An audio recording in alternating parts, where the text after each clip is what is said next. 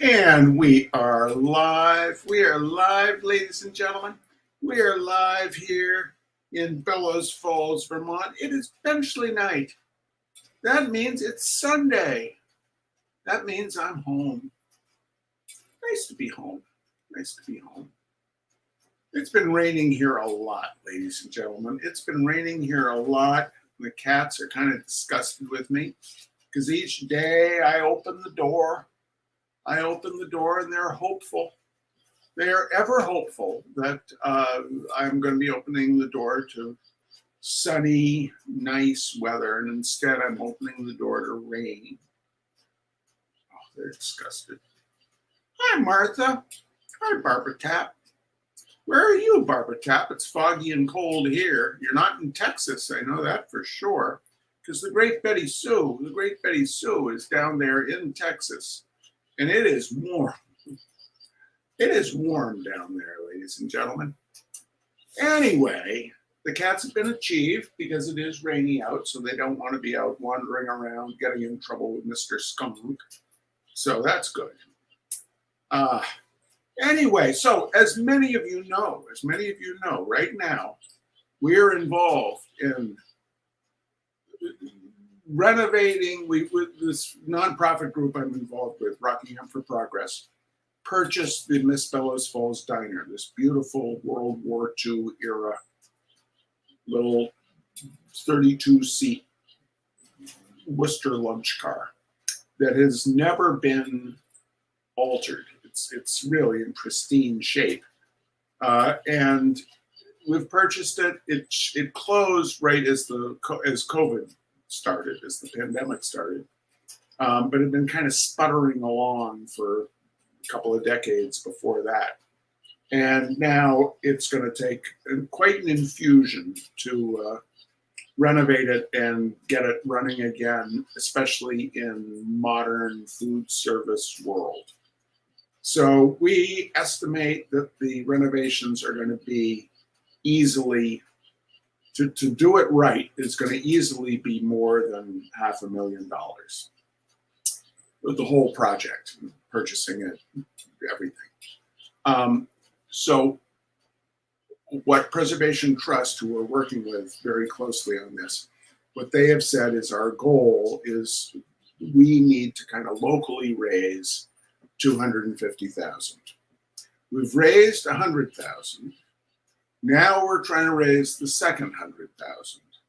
And I am using the mighty cudgel of Benchley Night to try to raise $5,000 so we can get naming rights to a stool for Robert Benchley. I think that's only fair, ladies and gentlemen. And last week we raised $1,000.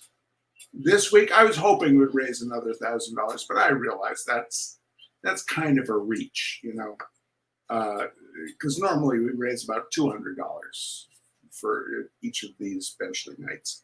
But we've raised, I think we're at, last time I checked, was like, we raised like $670 for tonight, which is pretty darn good. So we're at like 1,670, something like that, which is amazing.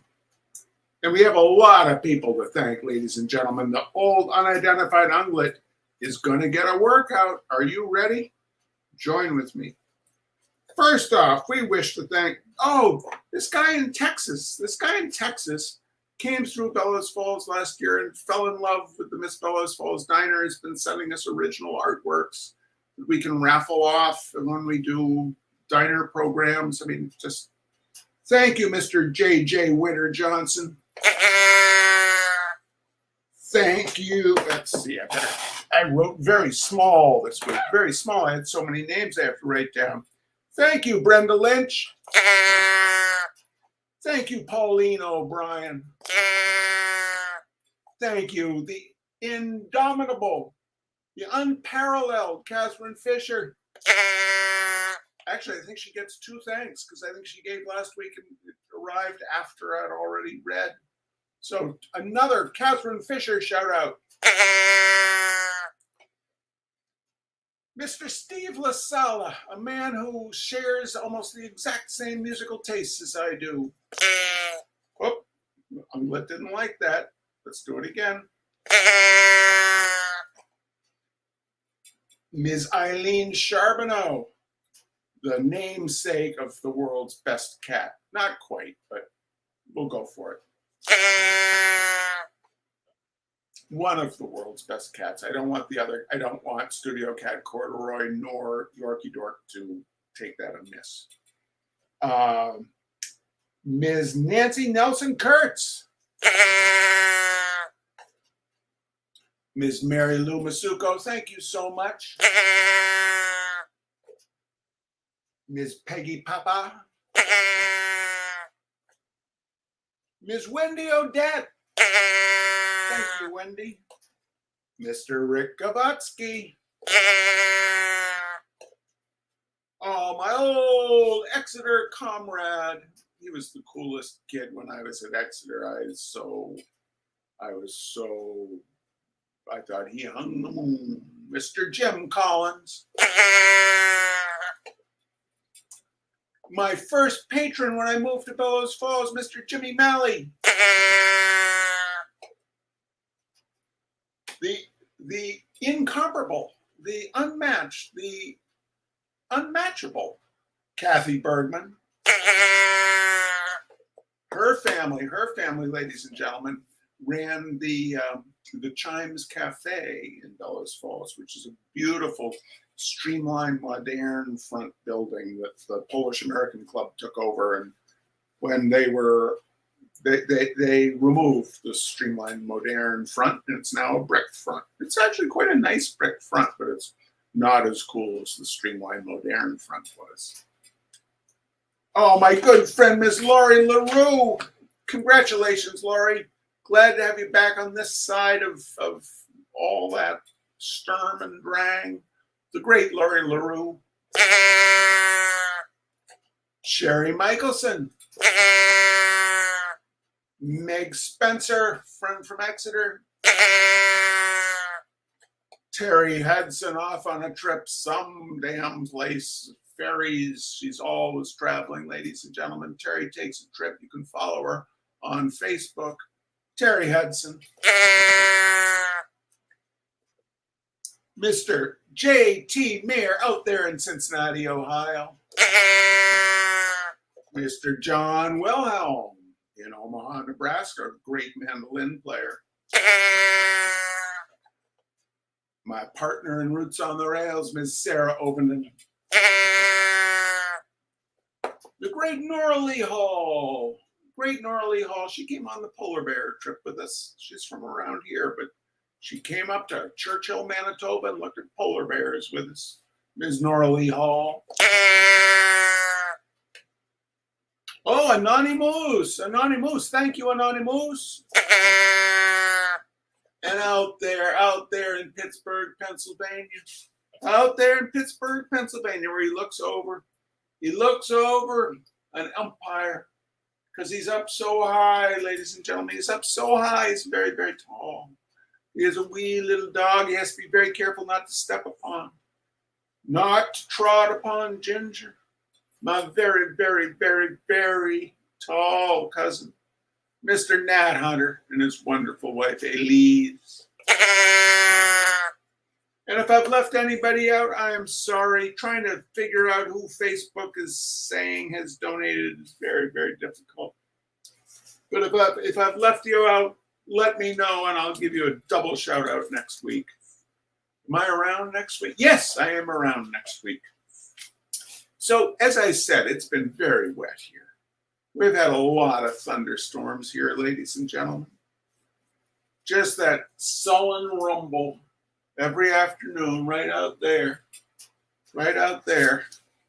So I thought it was only fitting to read a Robert Benchley tonight called The Truth About Thunderstorms. One of the advantages of growing older and putting on weight is that a man can admit to being afraid of certain things which, as a stripling, he had to face without blanching. I will come right out and I will say that I mean the thunderstorms. For years, I have been concealing I have been concealing my nervousness during thunderstorms, or at least I have flattered myself that I was concealing it. I have scoffed at women who gave signs of being petrified. Oh, by the way, there are a few, I mean, this was written in what, the 1920s.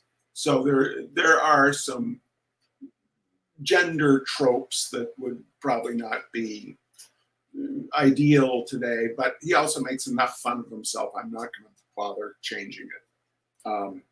So I have scoffed at women who gave signs of being petrified, saying, "Come, come, what's there to be afraid of?" And all that time, I knew what there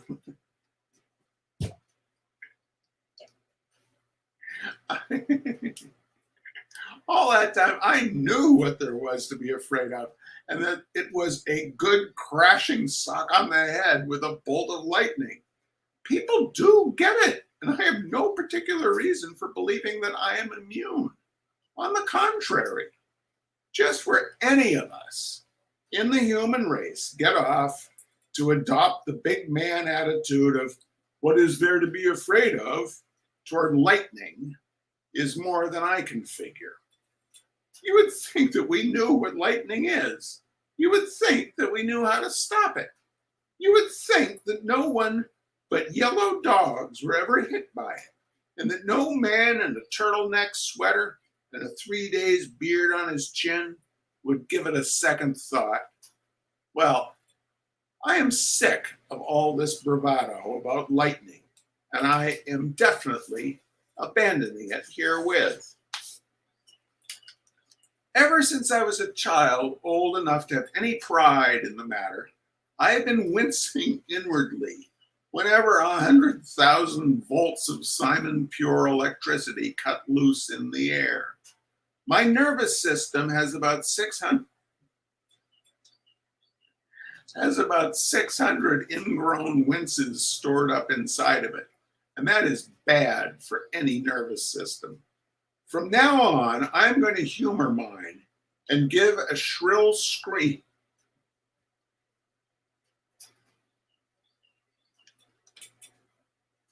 Whenever I feel like it.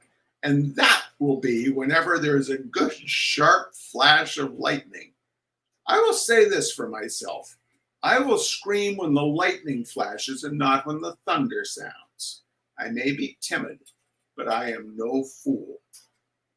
My nervousness begins when I see the black clouds in the distance. At the sound of the first rumble, my digestive system lays off work, leaving whatever odds and ends of assimilation there may be until later in the day. Of course, up until now, I've never allowed myself to show trepidation. If I happened to be out in the water or playing tennis when it was evident that a storm was coming, I have looked casually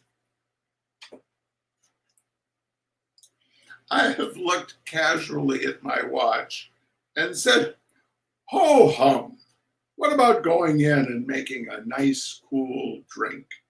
Sometimes I even come right out and say, "Looks like a storm, we better get in."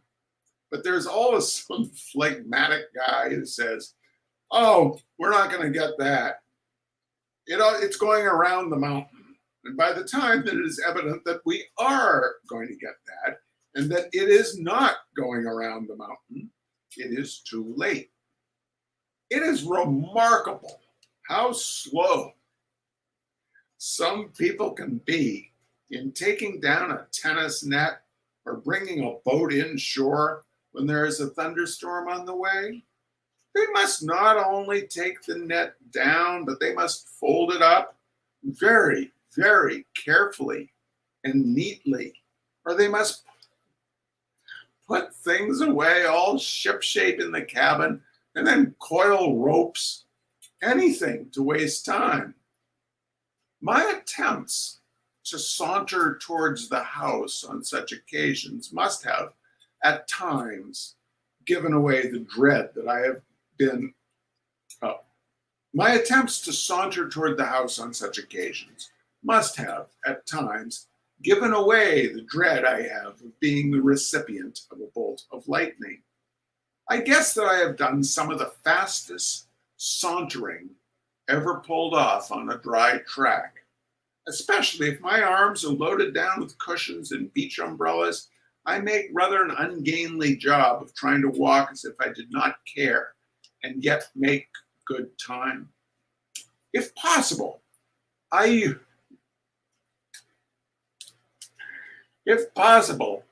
usually suggest that someone run ahead and shut the windows in the house, and then immediately I designate myself for the job. I am not so crazy about shutting windows during a thunderstorm, but it is better than dawdling around outside. I once got caught up in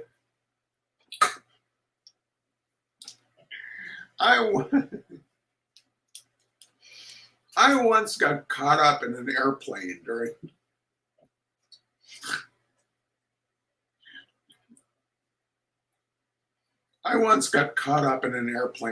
an electrical storm. In fact, there were two storms, one on the right and one on the left, and we were heading right for the spot where they were coming together. We could see them quite a long time before they hit us, and I was full of very good suggestions which the pilot did not take. I wanted to put down right where we were. It was a rocky country, covered with scrub pines, but it seemed to be preferable to hanging around up in the air. I was considerably reassured, however, by being told, or rather shouted at, that you are safer up in the air during a thunderstorm than you are on the earth, as lightning cannot strike unless the object is grounded. Well, that sounded logical to me, or as logical as anything connected with lightning ever could sound, and I sat back to enjoy my first electrical display in comfort. It really was great, although I hate to admit it. You couldn't hear the thunder because of the motors, and there were some very pretty flashes. It was only several months after, on reading of a plane being struck by lightning 3,000 feet up and subsequently crashing, that I began to get nervous. Perhaps you can't get hit unless you're grounded, according to all the laws of nature, but it is always the exception that proves the rule, and it would be just my luck to be one of the exceptions. Perhaps the worst part that a nervous man has to play during a crisis like this is reassuring the ladies.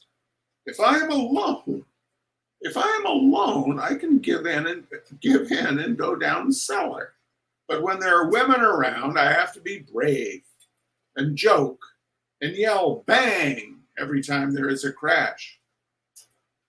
To make matters worse, I find there are a great many women who are not frightened and who want to sit out on the porch and play bridge through the whole thing. This is a pretty tough spot for a man of my temperament. At best, I'm an indifferent bridge player, even with the sun shining or a balmy summer night's breeze wafting about outside. I have to go very carefully with my bidding and listening to everything that is being said, or I am in danger of getting a knife in my back from my partner when the game is over. But with a thunderstorm raging about my ears and trees crashing down in the yard by my elbow, I might just as well be playing slapjack for all the sense I make. A good flash of lightning has been known to jolt 5 spades out of me with an 8 and a queen of spades in my hand. Sometimes it would almost have been better if the bolt had hit me. Only fooling, Lord, just kidding. I would feel more ashamed of confessing all of this if I weren't sure that I am in the right about it. I am not afraid of snakes. I am not afraid of burglars or ghosts or even Mussolini. But when it comes to lightning, boy, there is something to be afraid of. And anyone who says that he isn't is either lying or is an awful sap. Of course, being nervous isn't going to keep you from getting hit. But when you are nervous, you do not lie around with water dripping on you and holding a copper plate in your mouth. And avoiding all this sort of thing certainly helps. If I were running a thunderstorm, I would pick out some big guy who goes around saying there's nothing to be afraid of. And I'd clip a cigar or two out from between his teeth just to show him.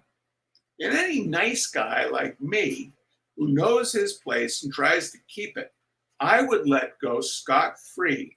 And I might even uproot a fine big pot of buried gold pieces for him. The funny part about all this is now that I am old enough to come out frankly and admit how I feel about thunderstorms, I seem to be getting too old to mind them quite as much. It's been a couple of years now since I had a really good scare. I am now knocking wood so hard that the man in the next room just yelled, "Come in." Perhaps it is just that when you get to be my age, it doesn't make so much difference. If it isn't lightning, it'll be hardening of the arteries. I still would prefer hardening of the arteries, however. All right, ladies and gentlemen. All right. Thank you for joining us.